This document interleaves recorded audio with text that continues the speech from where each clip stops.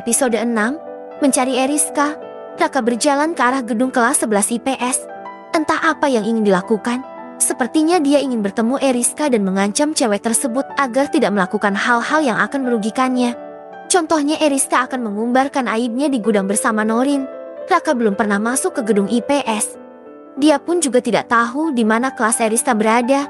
Lalu bagaimana caranya dia menemukan cewek itu? Apa iya Raka harus bertanya kepada setiap siswa? Bukannya kalau istirahat dia nyariin gue. Apa gue balik ke kelas aja ya? Biar dia datang sendiri. Raka bermonolog dalam hati. Sedetik kemudian Raka tersenyum dan hal itu tidak lepas dari pandangan para siswa dan siswi di kelas IPS. Ada apa gerangan seorang Raka Anggara melangkahkan kakinya ke gedung IPS?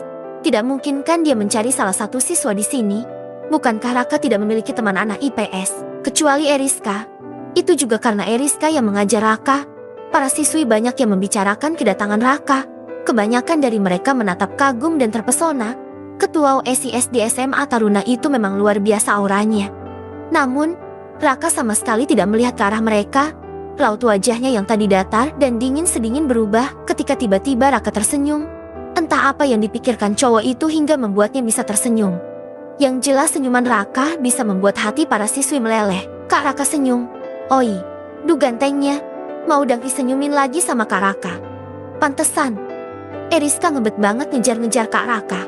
Kalau dilihat dari dekat, anjir bikin jantung gue berdebar-debar. Raka sama sekali tidak peduli. Cowok itu memilih berjalan cepat ke arah gedung kelasnya. Siapa tahu Eriska sudah sampai di sana. Raka masuk ke dalam kelas dan melihat hanya ada beberapa siswa di dalam. Kenzo dan Firza juga akan keluar dari kelas. Loh, kok lu balik lagi? Gue kira lu udah makan di kantin sama Norin. Tanya Kenzo. Gue nggak ke kantin. Jawab Raka. Matanya mengedar keluar. Lah, terus lu pergi kemana? Gue kira lu pergi cepat setelah Bel istirahat karena udah kangen sama gadis gebetan lu itu. Kali ini Firza berucap. Cekah, apaan sih? Gue lagi ada urusan sama Eriska. Kalian udah lihat dia? Tanya Raka berkacak pinggang. Kenzo dan Firza saling menatap sambil melongo. Ini mereka nggak salah dengar kalau seorang Raka mencari Eriska. Tumben. Celetuk dua cowok itu bersamaan. Raka memutar bola matanya malas, dia sungguh jengah dengan kedua sahabatnya itu yang selalu lebay. Kalian lihat enggak? Kenapa lu nyariin Eriska? Lu kangen karena dia nggak nyariin lu hari ini. Dia juga nggak bawain bekal buat lu. Kenzo mencemooh. Dalam hati cowok itu mendoakan semoga Raka kena karma karena sudah menyanyiakan cewek secantik Eriska. Di mata Kenzo, sebenarnya Eriska itu adalah cewek baik. Cuman karena sikapnya yang centil dan bawaannya yang cerewet, bahkan selalu memakai pakaian yang ketat, membuat citra dirinya sangat tidak baik. Apalagi dengan sikap dan gaya Eriska yang seperti itu. Padahal kan, Kenzo tahu jika aslinya Eriska itu adalah cewek yang baik dan tulus.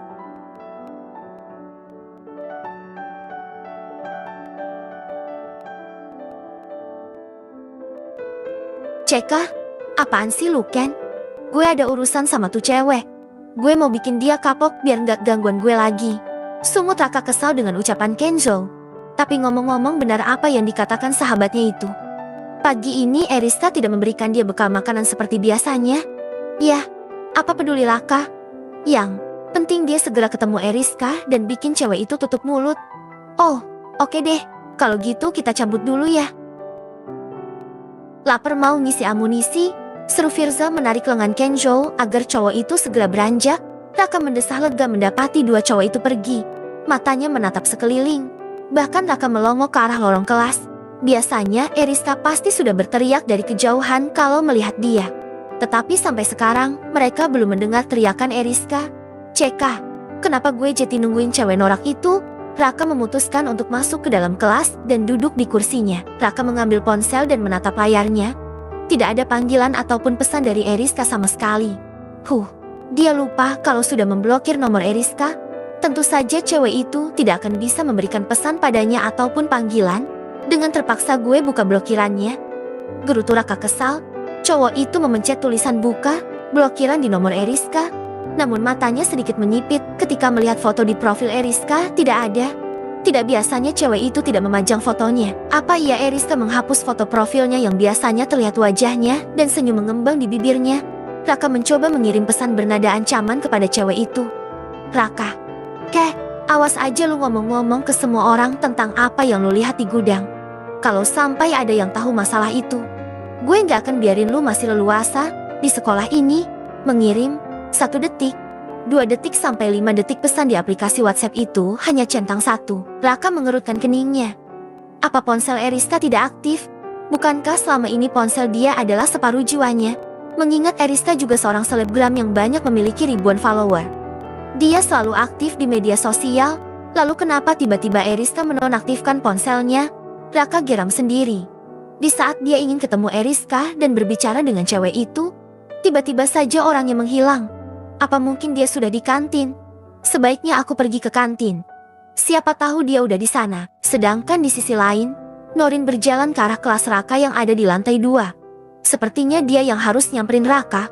Mungkin Raka sedang sibuk jadi cowok itu tidak datang ke kelasnya seperti biasa. Sekali-kali giliran aku yang mengajak Kak Raka ke kantin. Pasti dia seneng kalau aku ajakin. Kan dia suka sama aku. Batin Norin percaya diri. Raka melangkah keluar dari dalam kelas. Tetapi dia terkejut dengan adanya Norin di depan kelasnya saat ini. Norin, ada apa? Hai Kak, aku nyari kamu. Lagi sibuk ya? Tanya Norin dengan senyuman di bibirnya. Raka langsung menolehkan wajahnya ketika melihat bibir Norin. Entah kenapa dia merasa malu ketika mengingat kejadian kemarin di gudang belakang sekolah bersama Norin. Sedangkan Norin malah semakin berdebar saat melihat bibir merah Raka. Norin ingin mengulanginya lagi. Tapi dia cukup tahu diri untuk tidak menyosor duluan karena cewek itu tahu jika mereka belum resmi berpacaran. Raka berdehem sebentar, lalu menggaruk kepalanya yang tidak gatal. Iya nih, aku sibuk, makanya nggak ngajak kamu pergi ke kantin. Jawab cowok jangkung itu. Dia tahu kenapa Norin sampai mencarinya ke kelas. Karena kebiasaan mereka selama sebulan ini Raka pasti nyamperin ke kelas Norin ketika istirahat dan mengajak gadis itu untuk makan di kantin. Tentunya Raka yang mentraktir. Oh, kalau Kak Raka masih sibuk, aku bisa nungguin Kak Raka kok. Ucap Norin tersenyum senang.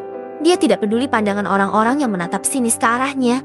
Yang penting Raka menyukainya dan hal itu sudah cukup membuat Norin percaya diri untuk mencari Raka sampai ke kelas favorit ini. Kali ini Raka menggaruk pelipisnya. Lihat hati ingin bertemu dengan Eriska mencari cewek itu di kantin dan meminta dia untuk tidak membocorkan aibnya bersama Norin. Namun, malah nempel kepadanya seperti ini, akhirnya Raka memutuskan untuk mengajak Norin ke kantin. Siapa tahu di sana dia bertemu dengan Eriska. Aku udah selesai kok. Mau ke kantin kan? Norin mengangguk sambil tersenyum lebar. Ya udah ayo. Raka menarik tangan cewek itu. Pemandangan seperti biasa yang terlihat di sekolahan ini. Sebenarnya banyak yang tidak setuju jika Raka berpacaran dengan Norin. Malah semakin lama keduanya dekat, banyak orang-orang yang justru menginginkan Eriska yang menjadi pasangan untuk Raka. Karena Eriska lebih cocok untuk cowok itu. Norin menatap tangannya yang digenggam oleh Raka dengan hati yang berbunga. Sungguh dia tidak pernah menyangka jika dirinya bisa sangat beruntung mendapatkan perhatian dari Raka. Siapa sih yang enggak mengenal sang ketos? Tapi dari sekian banyak wanita dia yang beruntung yang dipilih oleh Raka. Sedangkan hati Raka masih saja gelisah. Takut galau Eriska sudah menyebarkan aibnya ke beberapa orang. Bukankah kedekatannya dengan Norin yang seperti ini akan membuatnya citranya jadi jelek? Apa kata semua guru jika mengetahui kelakuannya di gudang belakang sekolah itu? Raka jadi pusing sendiri. Sepertinya mulai saat ini dia harus jaga jarak dengan Norin, agar nama baik cewek itu juga tidak tercemar. Norin sedikit tersentak ketika Raka tiba-tiba melepaskan genggamannya. Raka berpura-pura menggaruk telinganya. Aku mau ke toilet dulu ya Norin.